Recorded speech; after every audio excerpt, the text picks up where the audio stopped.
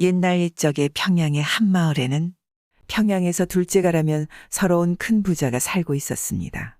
이 부자에게는 절친한 친구가 한 명 있었습니다. 이 친구는 먹새라는 자인데 원래는 잘 사는 사람이었으나 인삼을 중국에서 팔아서 돈을 많이 벌었는데 어느 해 인삼을 실은 배가 바다에 좌초되면서 비싸게 모은 모든 인삼을 잃었습니다. 먹새는 하루아침에 많았던 재산을 모두 잃어 살림이 어려워졌고 하루 먹기 살기조차 힘든 상황이 되었으므로 부자가 그런 친구 먹새를 자주 도와주곤 하였습니다. 추후에는 돈을 보태주어서 사람들에게 돈을 꿔주고 이자를 받아먹으며 살 수 있게 해주었습니다.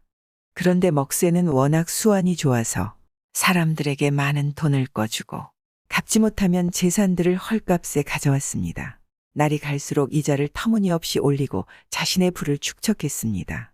사람들이 이자가 너무 많다 하소연하기라도 하면 이렇게 말하는 것입니다. 돈을 꿔가면 당연히 이자가 있는 것이야. 그건 부모 자식 간이건 형제자매도 마찬가지야. 이자를 안 받고 돈을 내주는 것은 이 세상에 없다. 그리고 그 이자는 돈을 꿔주는 사람이 정하는 것이다. 마음에 안 들면 다른 데로 가서 돈을 빌려라. 먹새는 이런 생각으로 돈놀이를 해서 재산을 늘려갔습니다. 자신이 어려웠을 때 친구가 도와준 것은 생각도 안 하는 파렴치한 사내였습니다. 그걸 모르는 부자 친구는 늘 함께 만나서 술을 마시고 이런저런 대화를 나누며 시간을 보냈습니다. 그런데 한 번은 부자 친구가 먹새에게 조심스럽게 말했습니다. 이봐, 나도 이제 살 날이 얼마 남지 않은 것 같네. 요즘 건강이 좋지가 않아. 그런데 내 자식놈이 이제 고작 10살을 넘겼으니까 아이가 가업을 제대로 이어가는 것을 못 보고 내가 죽을 것 같네.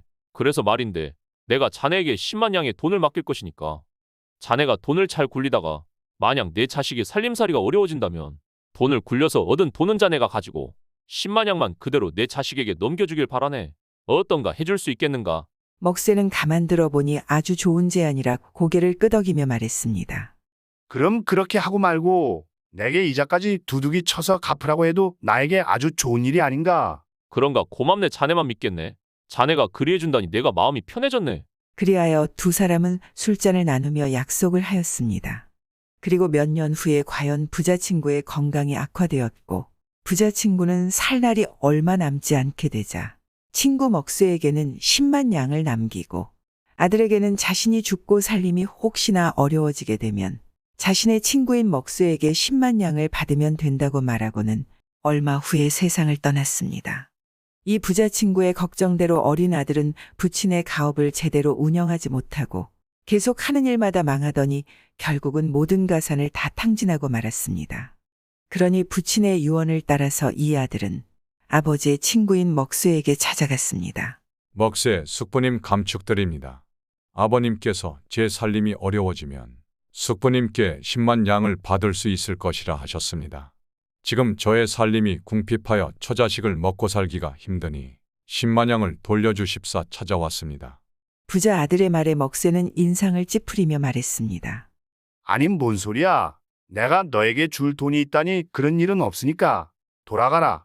돈이 필요하면 내가 그간정이 있으니 여기 10냥을 주마. 그걸 가지고 다시는 찾아오지 말거라. 예, 아니 분명 저희 아버님에게 10만 양을 받으시지 않으셨습니까? 아버지가 숙부님께 돈을 꿔줄 때 제가 옆에 있지 않았습니까? 제 눈으로 똑똑히 보았습니다. 아들의 말에도 먹새는 오히려 그를 면박을 주어 쫓아보냈습니다. 여러 차례 돈을 받으러 갔지만 계속 면박만 당할 뿐이었습니다. 그러니 사정이 급해진 아들은 먹새에게 돈의 절반만이라도 달라고 간청했으나 역시 면박을 주며 쫓아냈습니다. 아니 어찌 이럴 수 있단 말인가? 세상에 저런 날강도가 다 있단 말인가? 어찌 아버지는 저런 놈을 친구로 삼아서 10만 양을 꿔주었을까? 부자의 아들은 분통이 터져서 마을에 있는 관아에 가서 사또에게 억울함을 하소연하였습니다. 그런데 웬일인지 관아에서 사또는 먹새 편만 들었습니다. 아들은 뒤늦게 먹새가 돈을 써서 사또를 매수했다는 것을 알게 되었습니다. 그러니 아들은 더더욱 분통이 터졌습니다. 당시에 평안도에 평양감사로 돌쇠라는 사람이 있었습니다. 그는 판결이 공명정대하기로 유명하였습니다. 그리고 그의 소문을 들은 아들은 곧장 평양까지 가서 평양감사 돌쇠를 찾아갔습니다. 아들의 사연을 들은 평양감사가 물었습니다.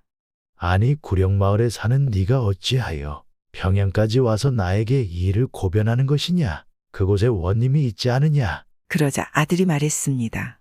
그 못된 도적놈이 뇌물을 써서 사또를 회유하고 있으니 저같이 돈 없고 힘없는 이가 무슨 수로 이길 수 있겠습니까? 평양감사께서 공명정대하시다는 명성을 듣고 이렇게 먼 길을 달려왔습니다. 바라옵건대 감사께서 이 일을 살펴봐 주시고 부디 저의 억울함을 풀어주시기 바랍니다. 아들의 정성과 진심을 느낀 평양감사는 고개를 끄덕이고 말했습니다. 그래 알겠다. 물러가서 다시 부를 때까지 기다리거라. 그리고 사령들을 시켜서 아들의 마을에 가서 먹새의 평판과 그가 어찌 부자가 된 이유를 알아오게 했습니다. 그러자 아들 말이 옳았습니다. 가난하던 먹새에게 부자 친구가 선뜻 도와주었고 그 덕에 재산을 모은 것이라는 겁니다. 또한 이자를 터무니없이 받아서 사람들의 원성이 높다는 것도 알았습니다. 마을 사또에게도 많은 돈을 바쳐서 관아에서 손 놓고 있다고 하는 것입니다. 평양감사는 이 일을 해결할 수 있는 방법을 사령들과 의논하였습니다. 그리하여 형기가 거의 끝나 곧 출소를 하는 도적 죄수 한 사람에게 이리저리 할 것을 약속받았습니다. 그리고 그에게는 여러 가지 일을 소개해 줄 것을 약속해 주었습니다. 두 번 다시 일이 없어 도적질을 하지 않도록 말입니다. 평양감사는 즉시 먹새를 체포해 오도록 명하였으니 마을에 있던 먹새는 졸지에 평양감사의 가면까지 체포되어 왔습니다. 아니 감사날이 어찌하여 조그마한 마을에 있는 저를 얘까지 체포하신 것입니까? 저희 마을에도 관아가 있고 원님도 있는데 굳이 평양까지. 먹새가 영문을 몰라하며 말하니 평양감사가 말했습니다. 내 이놈 네가 큰 도적단의 우두머리로서 몇만 양의 작물을 취하였다는 것을 내 알고 있다. 그러고도 무사할 성시프냐? 한치의 거짓도 없이 낱낱이 이실 짓고 하도록 하거라. 그러자 먹새는 어이가 없어 하며 말했습니다. 아니 그게 무슨 말씀이십니까? 저는 여지껏 도적질은 한 적이 없고 오직 돈놀이로만 먹고 살아왔습니다. 제가 잘 먹고 잘 살아왔건을 어찌하여 도적질을 한단 말입니까? 그러니 평양감사가 곧장 일전에 이리저리 하기로 약속했던 도적을 불렀습니다. 도적은 먹새를 보자마자 말했습니다. 아이 당신, 내가 당신에게 부잣집 수채를 턴 돈 수만 양을 맡겼고 또 모월 모일 밤에도 수만 양을 맡겨서 당신한테 10만 양이 넘는 돈을 맡겼는데 어찌 모르는 채 하는 것입니까? 아니 이게 무슨 소리랍니까? 소인은 이 도적놈과는 일면식도 없는 사이입니다. 어찌 이런 자의 말만 믿고 무고한 사람에게 죄를 씌우려 하십니까? 그러자 도적이 발끈하며 말했습니다. 네 놈이 아주 겁대가리가 없구나. 여기 엄하고 밝으신 감사나리께서 계신데 어찌 앞에서 내 놈이 거짓말을 꾸며대느냐. 뭐 낯짝도 한번 두껍구나.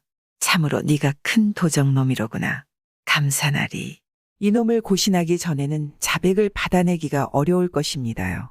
그러니 말을 들은 감사가 몹시 화를 내는 척을 하며 먹새를 보며 말했습니다. 저놈의 주리를 틀어라. 바른 말을 할 때까지 매우 틀어라. 그러니 먹새는 졸지에 주리가 틀어 고통을 당하게 되었습니다. 소리를 지르고 있는 먹새에게 감사가 물었습니다. 내 이놈 네가 분명 돈놀이로 풍족하게 살아오고 있다. 하였다. 그렇다면 돈은 어디서 난 게냐? 돈이야말로 도적질을 한 돈이 아니더냐? 그러자 먹새가 억울해하며 말했습니다. 돈은 제 돈입니다. 정말 제 돈입니다. 정말 도적질을 하지 않았습니다. 뭐라 그것을 증명할 수 있느냐? 그러니 먹새가 잠시 고민하다 말했습니다. 있습니다. 증명할 수 있습니다. 돈은 제 친구가 저에게 일찍이 10만 양을 빌려주어 마련한 돈입니다. 그것을 누가 알고 있느냐? 친구는 어디에 있느냐? 친구의 아들이 증인입니다. 그러자 평양감사가 웃으며 말했습니다. 그래, 10만 양을 친구에게 빌린 것이다. 그럼 친구에게 직접 물어보면 되는 것이 아니냐? 어찌 아들이 증인이냐? 그러자 먹새가 말했습니다. 아닙니다. 친구는 이미 죽었고 오직 아들만이 있습니다. 그러니 아들이 제가 가진 돈이 훔친 돈이 아닌 것임을 알고 있고 증명해 줄 수 있을 것입니다. 제가 친구에게 돈을 꿀 때 친구 아들놈이 그것을 지켜봤습니다. 먹새가 울먹거리며 바르르 떨며 말했습니다. 그러자 평양감사는 고개를 끄덕이고는 사령에게 아들을 데려오라 하였습니다. 그러자 아들이 곧장 나타났습니다. 아니 어떻게 네가 여기에 넌 지금 마을에 있어야 하는데 친구의 아들이 마을에 있는 것으로 알고 있던 먹새는 눈앞에 바로 아들이 나타나자 무척 놀라 하였습니다. 평양감사는 아들에게 물었습니다. 이자가 너의 아버지에게 돈을 빌려서 돈놀이를 하였다고 하는데 그것이 맞느냐? 그러자 아들이 말했습니다. 맞습니다. 이자가 아버지한테 10만 양을 꿔간 것을 제 눈으로 똑똑히 보았습니다. 제 아버지에게 10만 양을 빌려서 돈놀이를 하고 있는 자입니다. 그러자 평양감사가 다시 말했습니다. 그렇구나. 과연 네 말이 맞았구나. 거보십시오. 제가 뭐라고 했습니까? 제 돈은 훔친 것이 아니라 친구에게 빌린 돈이라 하지 않았습니까? 저는 절대로 도둑질을 하지 않았습니다. 억울합니다. 이제 절 풀어주십시오, 나으리. 그러자 평양감사가 다시 물었습니다. 그렇다면 너는 빌린 돈은 갚았느냐? 평양감사의 말에 먹새가 당황하며 머뭇거리다 말했습니다. 그것이 그러니깐 옆에 있던 아들이 말했습니다. 아직 갚지 않았습니다. 제가 빌린 돈을 돌려달라고 몇 번에 걸쳐서 찾아갔지만 시치미를 뚝 떼고 그런 적 없다고 했습니다. 또한 관아에 고변했지만 사또가 이자의 말만 듣고는 아무것도 하지 않았습니다. 그러니 평양감사가 말했습니다. 그렇구나. 그럼 당장 갚아야 하는 것 아니냐? 물론 정당한 이자까지 쳐서 돈을 갚아야겠지. 어서 갚도록 하거라. 그리하면 확실히 돈이 친구에게 빌린 돈이란 것이 증명되는 것이니 그렇게 너의 결백을 확인하면 내 너를 풀어주도록 하겠다. 평양감사의 말에 먹새가 말했습니다. 아니 이자까지요. 분명히 원금만 돌려주라고 하였습니다. 평양감사가 말을 끊으며 말했습니다. 내 이놈 그게 무슨 소리냐? 원금만이라니. 그것도 10만 양이나 되는 돈을 누가 원금만 빌려준단 말인가? 자고로 통상적으로 돈을 빌리면 이자를 지불하는 것이 당연한 것 아니냐? 그리고 니놈이 마을 사람들한테 돈을 꿔주면서 부모 자식 간에 형제 자매 간에도 이자가 있는 것이라 말하지 않았느냐? 내 놈의 돈이 도적질한 돈이 아니고 정말 빌린 돈이라면 마땅히 빌린 돈과 함께 정당한 이자를 지불하는 것이 당연한 것이다. 설마 내 놈이 여기 이 친구의 아들과 짜고 나를 속이려 한 것이냐? 도적질을 한 것을 숨기려고 하는 것이냐? 뭔가 숨기는 것이 있는 것이냐? 바른 대로 말하거라. 평양감사의 말에 먹새가 손을 내저으며 말했습니다. 아이고, 아닙니다. 아니에요. 제가 어찌 그런 짓을요. 이자까지 제대로 쳐서 당장 갚겠습니다. 그런데 이자는 얼마를 주어야 합니까? 이자는 니놈이 사람들한테 받은 만큼 똑같이 주면 된다. 10만 양을 꿔갔으니 5만 양을 내주어라. 나으리 너무 터무니없습니다. 10만 양을 꽈갔는데 어찌 이자가 5만 양입니까? 당치도 않습니다. 그럼 여태 니놈이 사람들한테 돈놀이한 것은 당연한 것이냐? 그것이 터무니없다면 내 놈은 사람들을 기만한 것이다. 그러면 너는 죄가 하나 더 느는 것이다. 아닙니다. 예, 그 이자가 합당합니다. 지금 당장 갚겠습니다. 그렇게 평양감사는 말을 듣고 먹새가 집에 사람을 보내 이 친구의 아들에게 원금 10만 양과 그간의 이자 5만 양까지 갚게끔 하였습니다. 평양감사의 좋은 계책으로 친구를 배신한 먹새는 잠시 동안이지만 옥사에 갇히고 고심까지 당하는 톡톡한 대가를 치렀고 전 재산이 15만 양을 모두 잃었습니다. 그리고 그 마을에 가서 움막에서 살고 버려진 돈을 빌어먹으며 평생 가난하게 살았습니다. 물론 마을 사람들도 가난뱅이가 된 먹새를 아무도 도와주지 않았습니다. 먹새에게 돈을 받은 사또 또한 파직하고 더 이상 관직에 오를 수 없었습니다. 그리고 아들은 부자 아버지가 남긴 유산을 잘 전달받을 수 있었고 돈으로 가업을 다시 일으켜 잘 살게 되었습니다. 또한 후에 평양감사에게 감사의 뜻으로 그가 다스리는 평양에 불쌍하고 어려운 사람들을 평양감사의 이름으로 구휼하였다고 합니다. 이번 이야기는 친구를 배신하고 자신이 살이 사욕을 차리다 쫄당망하고 비참한 생을 사는 사내의 이야기이지 않겠습니까? 요즘도 우리 주변에 자신을 믿어주었던 친구를 배신하는 경우가 종종 있습니다. 그러면 언젠가는 반드시 그 대가를 받지 않을까요? 구독은 공짜입니다.